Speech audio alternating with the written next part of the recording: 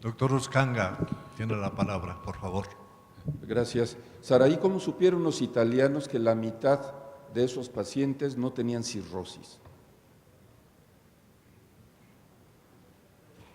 Hablo de los de esteatohepatitis, esteatosis sin cirrosis, solo fibrosis, la mitad con hepatocarcinoma. Suena impresionante. Sí, es un abstract, doctor, y ellos reportan que finalmente les hicieron biopsia a esos hígados. Eso es. Está bien. Sí, doctor.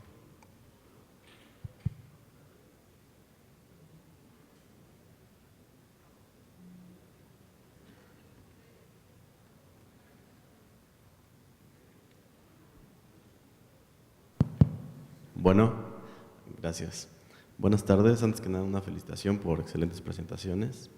Yo trabajo en un hospital público, también en el sector privado, y en el hospital público tenemos una problemática con los pacientes de cáncer colorectal, porque los tatuajes, si mal no estoy, ojalá me corrijan, con el tatuaje que se aplica dura, me parece que un mes, el tatuaje, no estoy seguro.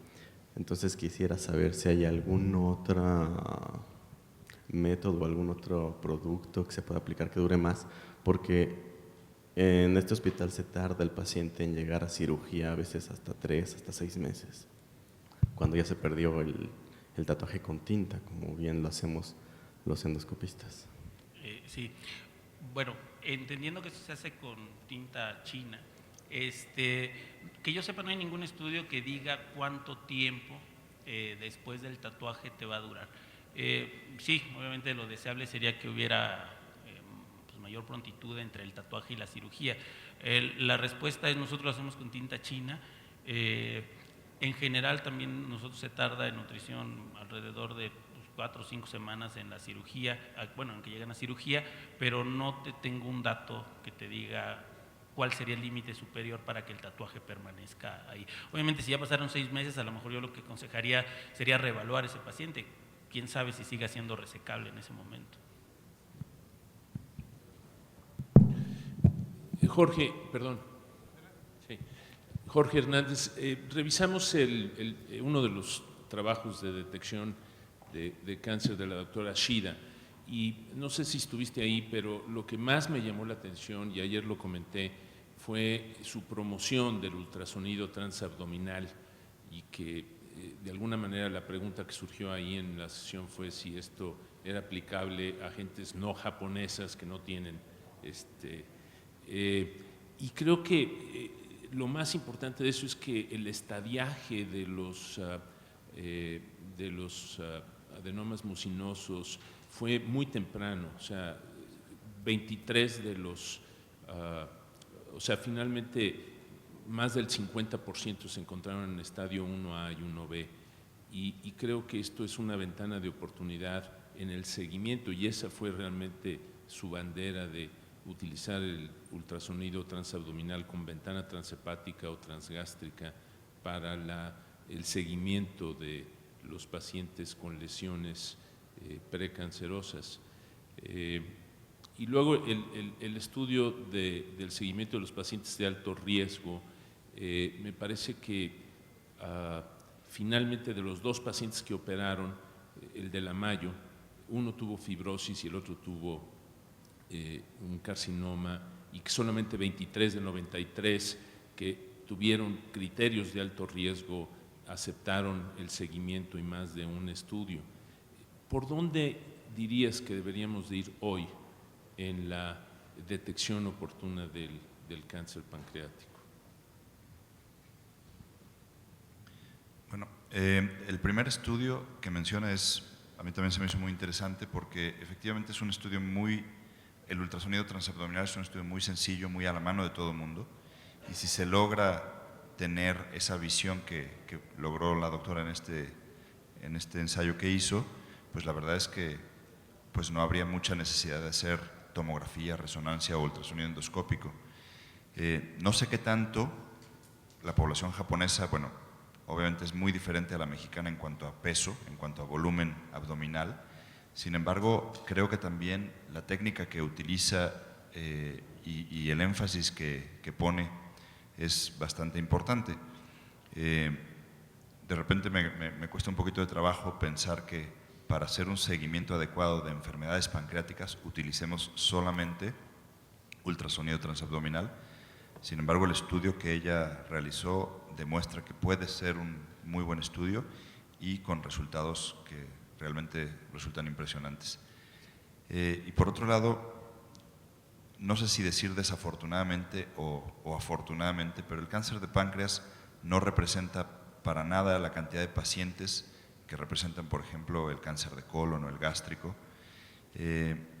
Y hacer un tamizaje en población general es algo no costo efectivo y no fácil de hacer. Entonces, los grupos de riesgo es lo que únicamente tenemos así como para hacer una especie de tamizaje. No sé si voy bien en cuanto a la pregunta. Nada más quisiera hacer una observación en este respecto. A nosotros con frecuencia como gastroenterólogos, los familiares de pacientes con cáncer de páncreas te preguntan qué debo de hacer, los hijos. Y ese fue uno de los criterios en el estudio de la Mayo, donde más de 2 familiares en línea directa o más de 3 familiares en forma aislada es un criterio de alto riesgo, cómo estudiar a ellos. Y nada más déjame decirte que en mi presentación presenté una imagen de una paciente que la tomografía, la resonancia fueron negativas, el ultrasonido endoscópico demostró un tumor de 3 centímetros. A toro pasado le pedí a Veronique Barois que hiciera esta técnica y demostró la lesión que no había sido detectada con tomografía. Era una señora gordita, de tal manera que yo creo que sí existe posibilidades. Perfecto. Sí, doctor Eduardo. Gracias. Quiero preguntarle a Saraí, me pareció muy interesante lo que mostrabas en cuanto al 50% de los pacientes con cáncer en NASH no eran cirróticos, ¿no? Entonces propones que es un grupo de pacientes que vamos a tener que probablemente incluir en tamizaje. Pero tomando en cuenta el número de pacientes con esta enfermedad, si bien el tamizaje es un ultrasonido, probablemente no vaya a ser costeable o bien a lo que voy es, ¿pudieras tener en mente algún grupo especial de estos pacientes con NASH, no cirrosis, que sean especialmente candidatos a tamizaje? ¿Vamos a poder estratificar este riesgo? Sí, de hecho yo presenté los datos porque indudablemente nos brinca nuestra población. No estoy proponiendo nada, estoy diciendo que tenemos que ser alertas a nuestra población, hispanos, obesos, síndrome metabólico, sin cirrosis. Creo que es difícil que podamos emitir unas recomendaciones para nuestro país, pero sí tenemos que tener más presente que estos pacientes pueden presentar un riesgo incrementado. Entonces, no puedo proponer que a los obesos se les haga ultrasonido cada 6 meses, indudablemente, ¿no? Pero el grupo identificado es esteatohepatitis no alcohólica. Doctor Hay Mario. obesos en México, pero una pequeña proporción es la que tiene esteatohepatitis no alcohólica.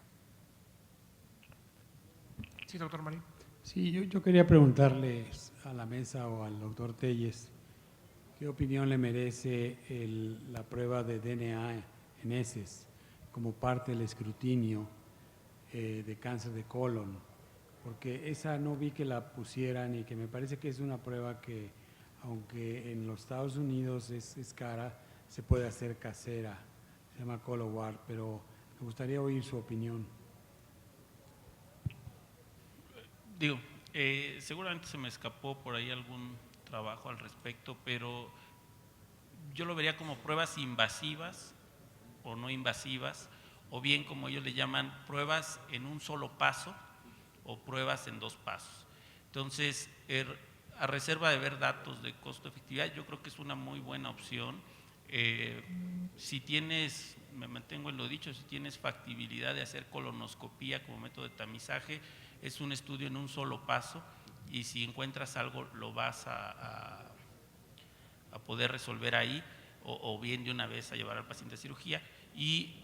Pero en alguna población donde, como en la mayoría de nuestro país, no haya la disponibilidad fácil de hacer colonoscopía a todo el mundo, aunque sea susceptible de tamizaje, pues yo creo que cualquiera de estas otras pruebas no invasivas o mínimamente invasivas son una opción adecuada. Yo creo que lo que les ponía ahí, crear un filtro, vamos, suena atractivo, suena que te vas a ahorrar dinero, aunque en el único estudio que comparó eso de costo-efectividad, la colonoscopía salió mejor librada que el resto, porque recordemos que de las pruebas que salen positivas, no invasivas, el paciente termina en colonoscopía. Entonces, hay que promediar todos estos costos, pero sin duda son una buena opción, doctor, no hay problema.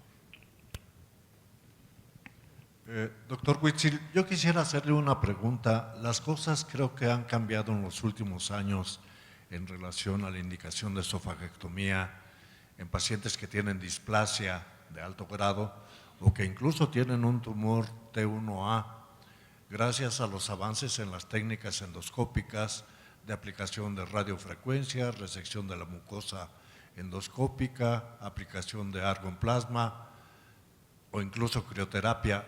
¿Qué nos puede decir usted al respecto? ¿Cuál ha sido el impacto de estas técnicas modernas endoscópicas en la esofagectomía o en la prevención de cáncer? Sí, bueno, como oncólogos nosotros no somos realmente los que otorgamos el cuidado primario de los pacientes con cáncer de esófago temprano. Sin embargo, lo que sí podemos decir es que en efecto, dijéramos, son procedimientos que han salvado de un procedimiento mórbido y con cierta mortalidad para una proporción de pacientes. Si esto representa la mayor o menor proporción de los pacientes con cáncer de esófago, desafortunadamente sabemos que es la minoría de los pacientes que podrían tratarse, pero sí es una opción. Lo que es cierto es que estas técnicas que incluyen para ser aplicables una apropiada etapificación preprocedimiento, es ahí donde los observadores externos nos ponemos un poco nerviosos, ¿no? La exactitud con la que realmente se puede confiar en una etapificación, pues depende sin duda de la experiencia, pues, de la persona, que no del centro, pues, ¿no? Sino de la persona que hace el estudio. Y es ahí donde a veces los observadores externos nos ponemos nerviosos en recomendar, dijéramos, estrategias que se promueven y aparecen publicadas en centros de un expertise pues, alto en oposición a la aplicación en la comunidad donde no necesariamente tenemos, dijéramos, o todos los elementos o toda la experiencia para hacer esa correcta etapificación. Yo le quería preguntar a la mesa, particularmente al doctor Witz y a la doctora Saraí, en que muestran varios estudios en tratamiento de enfermedad avanzada donde el punto, el goal es la sobrevida libre de progresión. ¿Ustedes les parece apropiado utilizar este sistema en enfermedad avanzada, específicamente hepatocarcinoma o en cáncer gástrico o páncreas metastásico, con los costos que tienen estos medicamentos?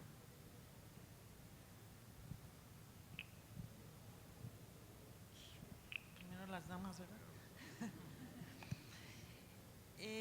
Desgraciadamente en cáncer de hígado más del 70% de los diagnósticos se hacen en estos estadios. Entonces ahí, bueno, debemos partir de si tratamos o no a esos pacientes.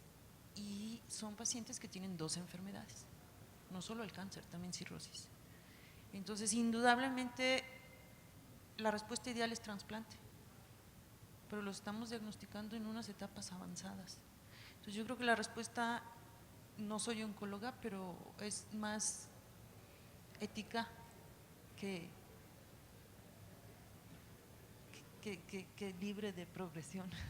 No sé si alguien piensa diferente, el doctor Huitzil, por favor. No, como Heriberto bien sabes, como oncólogo, hay desenlaces sólidamente establecidos en enfermedad avanzada. Supervivencia global es el desenlace de elección, excepción de estas neoplasias en donde ya tenemos primera, segunda, tercera línea de tratamiento de enfermedad avanzada, en donde la factibilidad de diseñar un estudio que impacte supervivencia global se ve amenazada por requerir miles de pacientes por varios años, y entonces es cuando utilizamos supervivencia libre de progresión. Pero ese no es el caso claramente en hepatocarcinoma y cáncer gástrico. Supervivencia global es la apropiada. Perdón, solo tenemos tiempo para una pregunta de respuesta muy concreta, por favor. Sí, rápido, Humberto. Yo creo que una recomendación ahorita de lo que estaban comentando con Saraí es los pacientes diabéticos. Yo creo que los pacientes diabéticos, que tampoco estuvo mencionado ahí, nosotros sí podemos emitir una recomendación, porque todos sabemos, como internistas, como médicos generales, que tienen un riesgo para hacer cáncer. Y yo creo que en este grupo también puede entrar, así como ella dice, síndrome metabólico. Yo creo que es lo que vemos todos en cáncer hepático. Bien, pues agradecemos a los profesores participantes su brillante participación, al doctor Medina Franco como secretario y a quienes tenían todavía preguntas por hacer, presentamos nuestras disculpas, pero estamos justos en el tiempo, pueden acercarse a los profesores para hablar con ellos directamente. Gracias. Buenas tardes. Sí, exacto, porque a lo mejor era, se me hizo muy raro, por eso lo preguntó Luis también. Buenas observaciones.